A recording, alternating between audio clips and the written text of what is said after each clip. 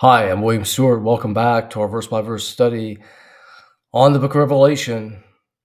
What a great journey this has been. We're almost done with the tribulation. We end that today, that 7-year period between the rapture, where saints, the church, are taken out of the way to be with Christ, and the coming of Christ, which happens at the end of the tribulation. That 7-year period of God's wrath upon the earth for the sins committed. It seems both to people and institutions. Remember, God's wrath is just and measured, just what man has deserved for centuries of hating him and sin, and perhaps even especially what was the amount of hatred given back to God and sin in the tribulation itself. We've covered most recently the second half of the tribulation, which has really been the story of Israel in chapter 12, and they're having to flee Jerusalem and God's protection of them, of special trials brought by the two witnesses in chapter 11, the fall of Satan out of heaven and his coming to the Antichrist and his beast, and causing havoc on the earth, ruling over the earth in the last 2.5 years with the abomination of tribulation, and ultimately the downfall of the system, the global system called Babylon, and which has been on the earth since the time of Babylon itself, noted back in Genesis 12, the Tower of Babel. And of course, this system, economic system, political system, appeared at the end times to depend on the Antichrist, who is essentially ruling the world. So today we finish, starting in verse 8, to the end of the chapter, the fall of Babylon, this great system which has been on earth since Babel, and that's probably at least 5,000 years, warring against God. So we're not certain of the length of when the Tower of Babel was, but let's get started. Here we go. I'm not going to read all the verses. It's an extensive section.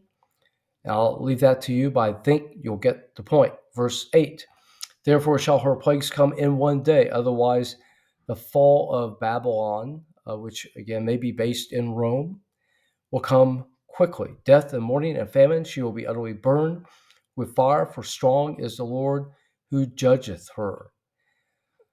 Verse 9, and the kings of the earth who have committed fornication and lived deliciously of her shall bewail her and lament for her when they shall see the smoke of her burning.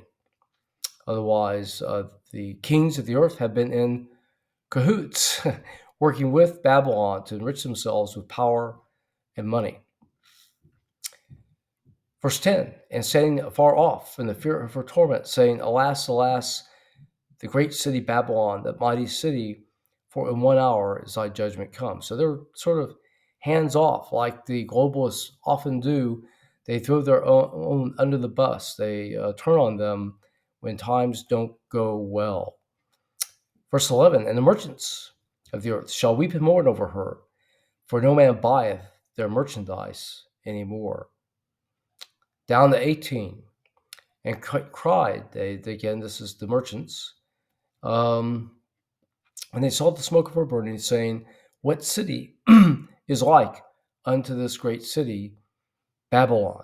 Again, we don't know what Babylon is. It's not the original Babylon, which has been destroyed, and God said it would never be rebuilt.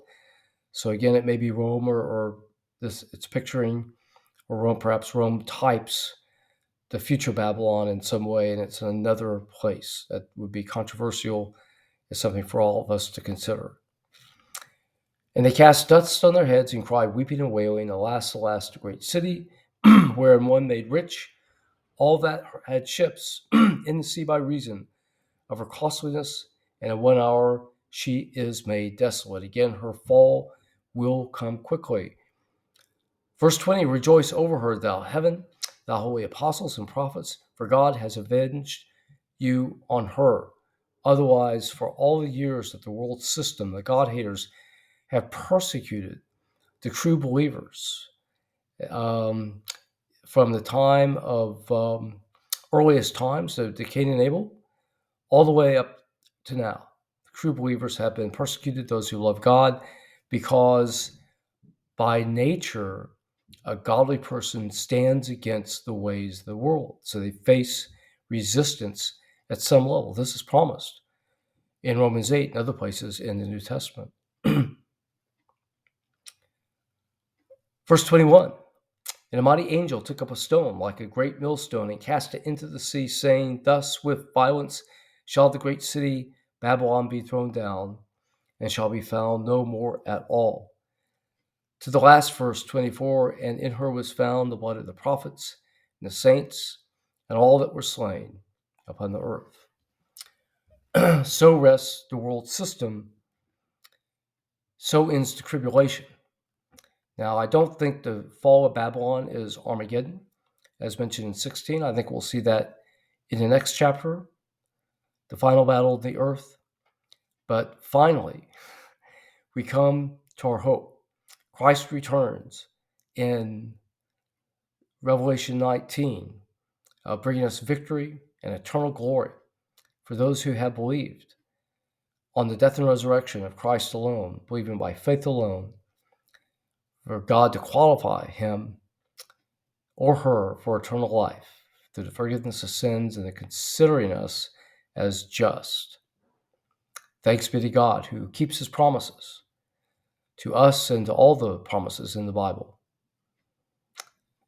Please join me next time as we come to this great hope. I think it'll be very profitable to you and encouraging.